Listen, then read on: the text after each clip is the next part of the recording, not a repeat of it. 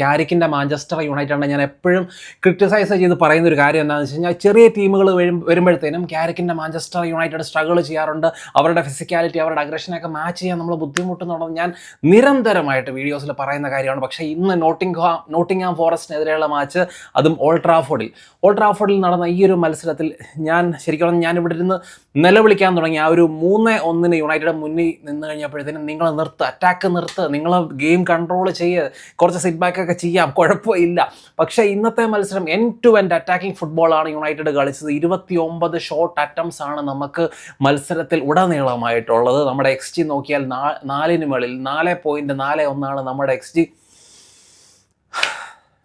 2023 ശേഷം ആദ്യമായിട്ടാണ് നമ്മൾ ഇത്രയും ഹയർ XG ജനറേറ്റ് ചെയ്യാൻ നമുക്ക് ഒരു മത്സരത്തിൽ സാധിച്ചിട്ടുള്ളത്. ഈ ഒരു മത്സരം ജയിച്ചതിലൂടെ മൈക്കൽ കാരിക്ക് അമോറിമിൻ്റെ ആ ഒരു ഓൾഡ് ട്രാഫോർഡിലെ റെക്കോർഡിനെ മാച്ച് ചെയ്യാൻ ഇത്രയും ചെറിയ സമയം കൊണ്ട് മൈക്കൽ കാരിക്കിന് സാധിച്ചു. ഇന്നത്തെ മത്സരം ശരിക്കും 2 കാരണങ്ങൾ കൊണ്ട് യുണൈറ്റഡ് ഫാൻസിന് കുറച്ചുകൂടെ സ്പെഷ്യലാണ്. കാരണം ഒന്ന്, ബ്രൂണോ ഫെർണാണ്ടസിൻ്റെ ആ ഒരു റെക്കോർഡ് എന്നുള്ള ആ ഒരു നേട്ടം, പിന്നെ കസമീറോടെ ഓൾഡ് ട്രാഫോർഡിലെ അവസാന മത്സരം, ഈ 2 കാര്യങ്ങൾ. അപ്പം ബ്രൂണോ ഫെർണാണ്ടസിൻ്റെ കാര്യം തന്നെ എടുത്തു നോക്കിയാൽ 19 അസിസ്റ്റിൽ നിന്ന ബ്രൂണോ ഫെർണാണ്ടസ് 1 അസിസ്റ്റും കൂടെ നേടി പ്രീമിയർ ലീഗിലെ ഓൾ ടൈം റെക്കോർഡിനെ മാച്ച് ചെയ്യാൻ, ഡിബ്രോയിനയുടെയും അതുപോലെ തന്നെ തിയറി ഓൺറിയുടെ ആ ഒരു റെക്കോർഡിനെ മാച്ച് ചെയ്യാൻ ബ്രൂണോ ഫെർണാണ്ടസിന് സാധിച്ചിട്ടുണ്ട്. പക്ഷേ ഇന്നത്തെ മത്സരത്തിൽ ബ്രൂണോ ഫെർണാണ്ടസ് അറ്റ്ലീസ്റ്റ് 23 അസിസ്റ്റ് എന്ന് പറയുന്ന ആ ഒരു മാജിക്കൽ നമ്പറിൽ എത്തിച്ചേരേണ്ടതാണ്. നമ്മുടെ മഹാന്മാരായ ഫോർവേഡ്സ് എംബ്യൂമോ, അമാദ്,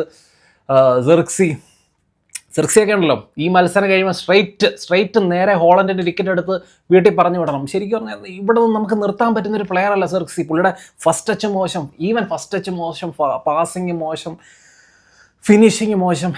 എന്താണ് നല്ലതുള്ളത്? ആദ്യം തന്നെ അവൻ്റെ ആ ഒരു മുടിയൊക്കെ വെട്ടിയിട്ട് അവനെ ആദ്യം ധ്യാനത്തിന് വല്ലതും വിടേണ്ടതാണ്. ടെൻഹാഗ് കാര്യങ്ങൾ ഏറ്റെടുത്ത് അവൻ്റെ കരിയർ രക്ഷപ്പെടുത്തു, എന്താണെന്ന് വെച്ചാൽ ചെയ്യുക.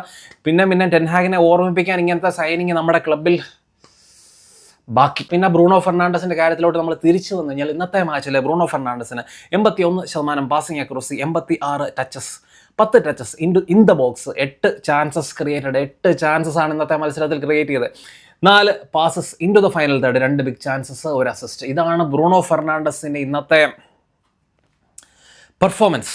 അപ്പം ഫസ്റ്റ് ഹാഫിലെ പുള്ളിയുടെ പെർഫോമൻസ് ഒക്കെ കണ്ടപ്പോൾ ഞാൻ ഓർത്തു ശരിക്കും തീർന്നു, പുള്ളിക്ക് ആ ഒരു 19 അവിടെ നിൽക്കും എന്ന് തന്നെ ഞാൻ വിചാരിച്ചു. പക്ഷേ സെക്കൻഡ് ഹാഫിൽ പുള്ളി നടത്തിയ തിരിച്ചു വരവ്, പുള്ളിയുടെ പെർഫോമൻസ്, പുള്ളിക്ക് ശരിക്കും പുള്ളി ഒരു 3 അല്ലെങ്കിൽ 4 അസിസ്റ്റ് മിനിമം ഇന്നത്തെ മത്സരത്തിൽ നമുക്ക് പുള്ളിക്ക് കിട്ടേണ്ടതാണ്. ഇനിയിപ്പോൾ ലാസ്റ്റ് മത്സരം ബ്രൈറ്റണിനെതിരെ അവരുടെ ആ ഒരു ഹോം മത്സരത്തിൽ പോയിട്ട് അസിസ്റ്റ് നേടുക എന്ന് പറയുന്നത് കുറച്ച് ബുദ്ധിമുട്ടാണ്. എന്താണേലും പുള്ളിക്ക് ആ ഒരു റെക്കോർഡിനെ മാച്ച് ചെയ്യാന്നുള്ള ആ ഒരു വലിയൊരു തലവേദന പുള്ളി അതിനെ ഓവർകം ചെയ്തു എന്നുള്ളത് വലിയൊരു കാര്യമാണ്. അപ്പം പ്രഷർ ഫ്രീ ആയിട്ട് ലാസ്റ്റ് മത്സരം കളിക്കും, അറ്റ്ലീസ്റ്റ് 1 അസിസ്റ്റെങ്കിലും നേടി പുള്ളി ആ ഒരു റെക്കോർഡ് സ്വന്തമാക്കണം. അതിനു വേണ്ടി നമ്മൾ എല്ലാവരും വെയിറ്റിംഗ് ആണ്. പിന്നെ കസമീറോ ആ ഒരു 80ാമത്തെ മിനിറ്റിൽ സബ് ചെയ്തപ്പോൾ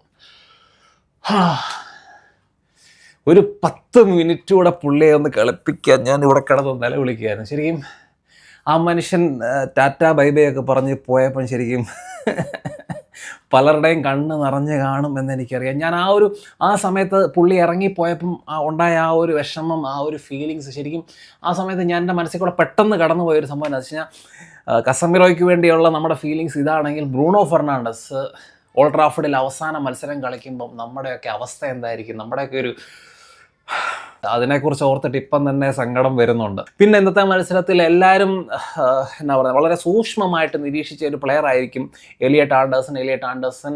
ഓരോ പ്രാവശ്യവും നമുക്കെതിരെ കളിക്കുന്ന സമയത്തൊക്കെ ശരിക്കും പുള്ളിക്ക് ആ ഒരു ഇത്തരം വലിയ മത്സരങ്ങളിലൊക്കെ കളിക്കാനുള്ള ആ ഒരു മെൻറ്റാലിറ്റി ഉണ്ട്, ആ ഒരു ക്വാളിറ്റി ഉണ്ടെന്ന് എല്ലാ ഓരോ വലിയ ടീമിനെ പുള്ളി നേരിടുമ്പോഴും പുള്ളി കാണിച്ചു തരുന്നുണ്ട്. ഇന്ന് ഓൾഡ് ട്രാഫോർഡിൽ എലിയട്ട് ആൻഡേഴ്സൻ്റെ റെക്കോർഡ്സ് എന്ന് പറയുന്നത് മത്സരത്തിൽ ഏറ്റവും കൂടുതൽ ടച്ചസ് 106 ടച്ചസ്, ഏറ്റവും കൂടുതൽ പാസസ് 68 പാസസ്, ഏറ്റവും കൂടുതൽ ഡിഫൻസീവ് കോൺട്രിബ്യൂഷൻ 19 എണ്ണം, അതുപോലെ ഏറ്റവും കൂടുതൽ ബോൾ റിക്കവറീസ് 9 എണ്ണം, ഏറ്റവും കൂടുതൽ ടാക്കിൾസ് 3 എണ്ണം, ഏറ്റവും കൂടുതൽ അസിസ്റ്റ് 2 അസിസ്റ്റാണ് പുള്ളി നേടിയത്.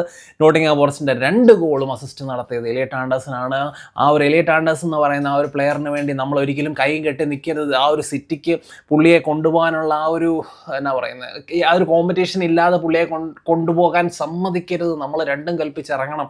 ആ പ്ലെയറിൻ്റെ മാജിക് എന്താണ് ഇന്നത്തെ മത്സരത്തിൽ നമ്മൾ കണ്ടാണ്. അങ്ങനത്തെ ടാർഗറ്റ്സിനെ ഒന്നും നമുക്ക് അങ്ങനെ എപ്പോഴും കിട്ടത്തില്ല. അപ്പം എലിയട്ട് ആൻഡേഴ്സൺ എന്ന് പറയുന്നത് ഭയങ്കര ഇമ്പ്രസീവ് കിട്ടുമായിരുന്നെങ്കിൽ.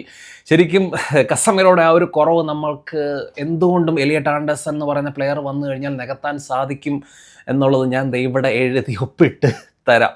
അപ്പം മത്സരത്തെക്കുറിച്ചൊക്കെയുള്ള നിങ്ങളുടെ അഭിപ്രായങ്ങൾ തീർച്ചയായിട്ടും ചെന്നം പിന്നം കമൻസ് ആയിട്ട് ഇടുക. മറ്റൊരു നല്ല വീഡിയോ ആണ്.